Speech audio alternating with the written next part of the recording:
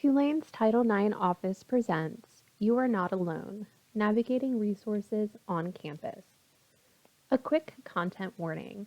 This episode contains information related to and discussing sexual discrimination and sexual violence, so please remember to take care of yourself.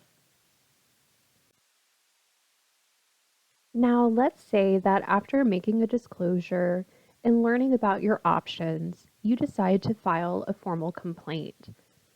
Filing a formal complaint allows you to have either an investigation or an informal resolution, and you will be able to choose which process you want.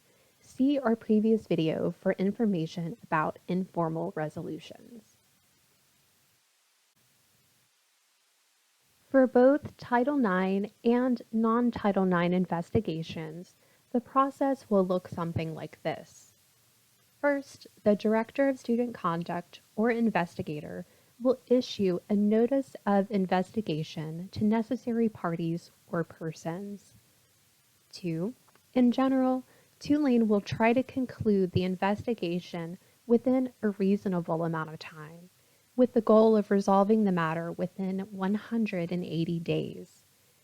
Please note that any reason for an extension of the time will be shared with students in writing. 3. Students will be notified of the final determination in writing and at the same time via email. And finally, for more information, see Section E, Investigation of Major Matters, non-Title IX, of the Student Code of Conduct.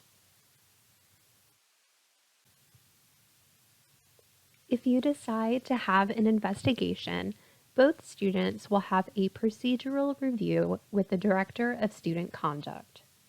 The Director of Student Conduct is not seeking to investigate.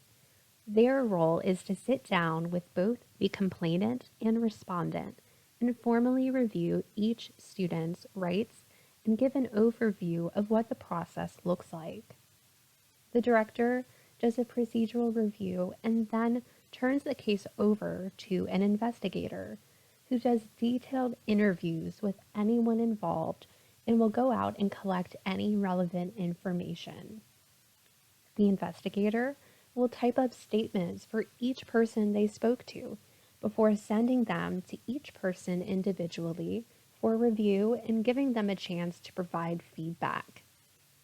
The investigator will then take all of those statements and any other relevant information and synthesize it into a final report, which will then finally be sent to both students. Here is where the process diverges depending on whether the conduct falls under Title IX or not. If the conduct falls outside the realm of Title IX, there's a chance for both students involved to respond to the report, and the investigator will then make a final decision about whether or not the respondent violated the Code of Conduct.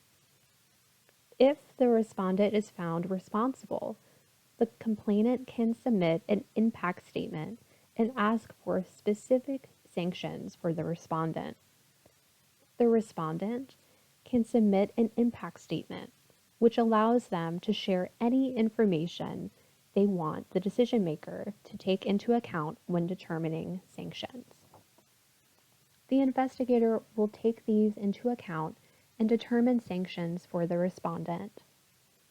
This information will be sent to both students, who will have the ability to appeal the decision and any sanctions. However, if the conduct falls under Title IX, after the initial report is synthesized and given to both students, it is then turned over to a decision maker, another person who will conduct a live hearing with cross-examination of both parties. Each party must be represented by an advisor.